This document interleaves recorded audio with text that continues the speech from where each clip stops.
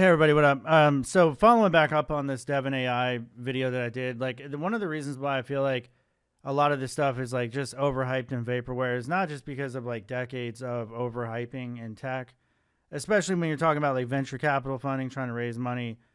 There's always like these like gold rushes that we've had. Like I would say like it's similar to like crypto, right? How many people are jumping into crypto and NFTs and you don't hear about that as much lately, and I know Bitcoin's been on a tear and all that, but I'm still not touching it. And we talk about, oh well, by this so and so date, crypto is going to be worth this amount of money, and the U.S. dollar is like not going to be worth anything. You had people hyping things up like this is exactly where we're headed and where we're going to go, and like people were very convinced of that. I remember hearing a analyst like, the best time to buy crypto is literally yesterday, and it was at like 65,000 and it crashed down to 15,000, and here we are years later and it's back up to 64,000, and I'm sure it's going to crash again. And that's just the way these things work, man. But along the way we had NFTs, but all this reminds me of number one, you get a lot of hype when people don't actually know what they're talking about. So it's much easier to get carried away and hyped up when you actually really don't understand the intricacies of what goes on day in and day out. As a developer, I would say that, a lot of developers are only writing a couple hundred lines of code a day. And then sometimes it's not even that. And a lot of times it's literally spent trying to decipher requirements, figuring out who you need to talk to, figuring out how to get access to this thing and that. And a lot of people might think that, oh, well, AI can just handle that. But then there's also a lot of creative aspects to it as well, where you have to kind of talk to the business, understand the business model, what you're trying to do, what your competitors are doing, and what you plan to do in the future.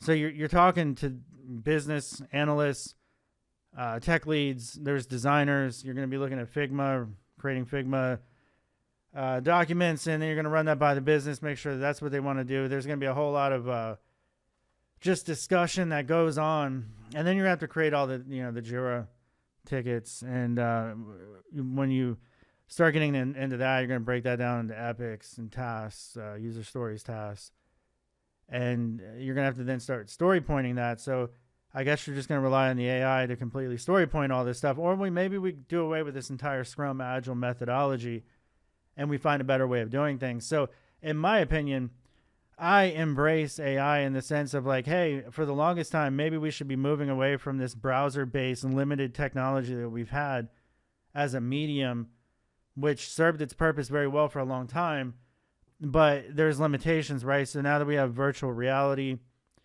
augmented reality, you can't really do that all that well in the browser. And we did have hype on that too, by the way. Like when WebGL came along, it first came along and everybody's like, oh my God, we can do, graphics in the browser. And then it quickly became apparent that the browser was never going to be able to execute things anywhere near as like half the speed even of C++. And we're talking not even really half the speed, because then we started getting into WebAssembly and Wasm. And WebAssembly was a new way of writing really essentially JavaScript that runs in the browser, but it was effective for graphics and 3D programming. But even that only came up to like half the speed of native C++. So you were rather limited in anything that you wanted to do in JavaScript or Wasm. And we've had all this like hype and technology that was created around it. And like people probably would even swear by like Blazor or whatever else that was completely, last time I touched Blazor was years ago at this point. But I just remember that like all the hype around that, right? And every single button click and everything was creating a network request. And then there was all these different DLLs and such that you had to download initially to even run the application. I'm sure all that's been updated and changed. But my point being is like at the time, people were like, well, this is going to be the new way of doing things. And this is just the way it's going to be. And then like that hype sort of dies down. This reminds me also of IBM Watson in 2012. I remember hearing IBM Watson, and it was like a couple years after it was on Jeopardy. And I think it won the Jeopardy thing, the question and answer. And some of that, I don't know how legitimate that was, but when I was actually talking to executives, or not really the executives, but talking to salespeople from IBM, and I was just thinking to myself that if this thing actually works the way that they're describing it, then clearly they have a better search engine than Google. So why wouldn't a company the size of IBM be trying to go after Google and take their market share? Now, I would say that you could make the argument that smaller companies may not have the capital to go after bigger companies. And an example of that is like when Google was getting started, they brought in Mr. Google. I forget whatever his name is. Anyway, they brought that guy in, their first CEO of Google.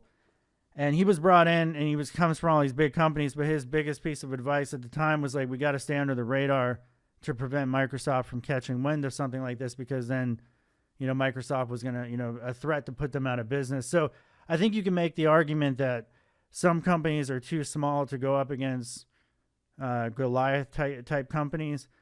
But I do think, as an example of this Devon AI, is like, if you really had something that could write code and do it more effectively than some of the best developers in the world, and you had artificial intelligence, and let's pretend that this thing is even close to artificial general intelligence, then why wouldn't you be creating cutting edge software to compete with some of the biggest companies out there? The fact that you're actually selling it as a subscription to developers who make, decent amounts of money. It almost feels like, during a gold rush, the people that got rich were the people selling pickaxes to all those that were trying to get rich. And this could also be, I think, along the same lines, where it's like, hey, here's a tool and we're part of this gold rush, but, good luck with it. So I'm not like sitting here trying to hate on this. I think that what we're looking at here is that, Devon AI, whether or not this thing takes off, I don't know. Here's just an example. He's finishing up this game, right? So this thing creates a game. And when I click but this isn't really a game that you can do anything with. That's fun. Like, nobody's going to buy this. Nobody's going to be impressed with it when you have it running in a browser or on your mobile phone. So that goes my evening. Another thing is, like, if this is the end product, what am I supposed to do with it? And then I have to be responsible for debugging it and trying to figure out why it may not work. Or when I want to go ahead and customize it. Now, people are like, oh, the AI will just do that. But I think people that can, sum things up so simply are people that don't have a lot of experience. And I think that you could also say, well, people that do have a lot of experience, they don't want to see the writing on the wall. And from my perspective, it's that the writing on the wall is that we are getting better tools to do our jobs to solve more complicated problems. And the problems are just going to increase in complexity, just the way that it's always been done since pretty much the advent of programming and computers. So an example of that is like, a lot of people think Kenneth Thompson is, he's obviously a big, he created the B programming language. He worked with Dennis Ritchie to create C. C is the godfather of all languages, operating systems. It was used to create Unix. So all of this stuff is like, basically a godfather of programming, but he created what became Unix in 3 weeks of work. So a godfather of programming, it doesn't matter. I don't care how smart you are. If you're able to create Unix in 3 weeks, Unix isn't nearly as complicated as some of even the CRUD applications that we have running React on AWS with MongoDB. The complexities are much, much greater. The tools, the abstractions, it's daunting. And my point being is that you could argue things were easier when there was less tooling, there was less to have to figure out, there was more that you were just writing from scratch. And now we just have so many abstractions on top of abstractions that it is a complete and absolute mess at times. And we're able to solve those more complicated problems because we have better tooling to do so. If we were writing everything in ones and zeros, obviously we would never be able to do what we're doing. And if we were running everything in C, we would never be able to do what we're doing.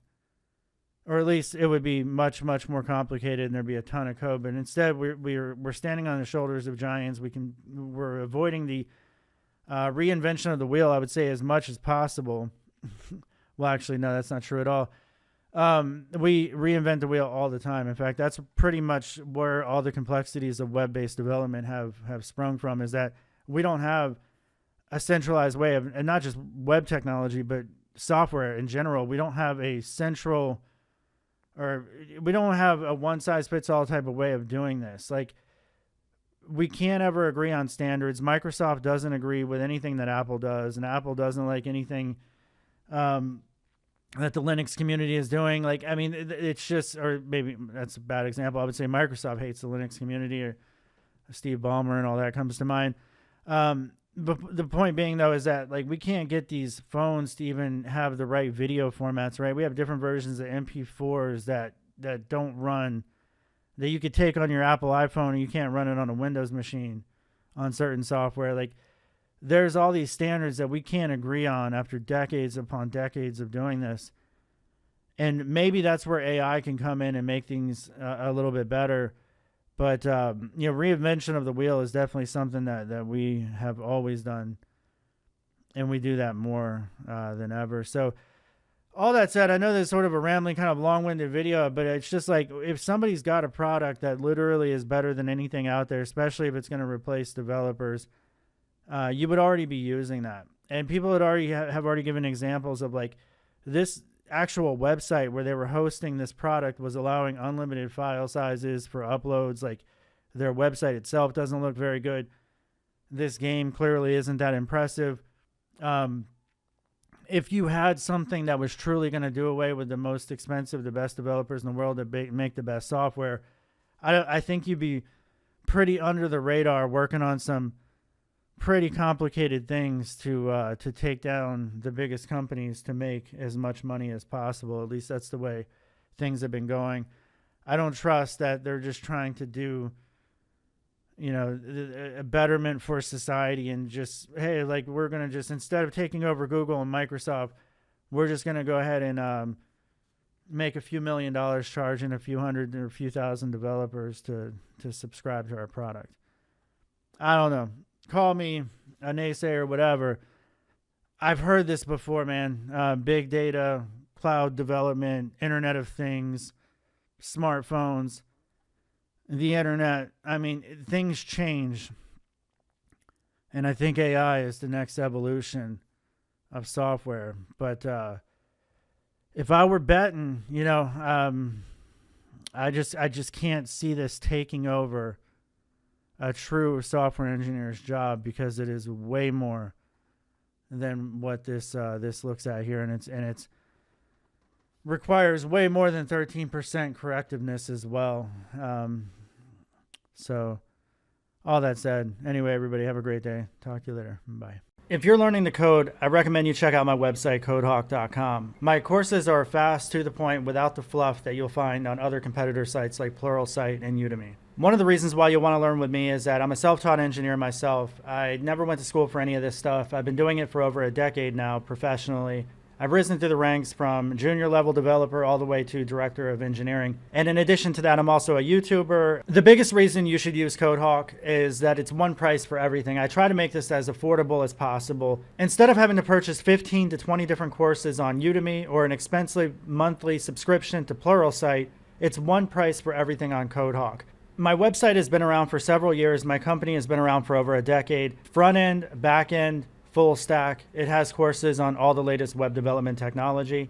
There's currently over 40 courses on CodeHawk, and I'm releasing more courses all the time. The courses range from beginner to advanced. So if you want to learn the latest web technology, give CodeHawk a look. There's demos for all of the courses that are out there right now. In addition, there's also my personal vlogs, which I'll be adding more to. So content that I don't release to YouTube is available on CodeHawk.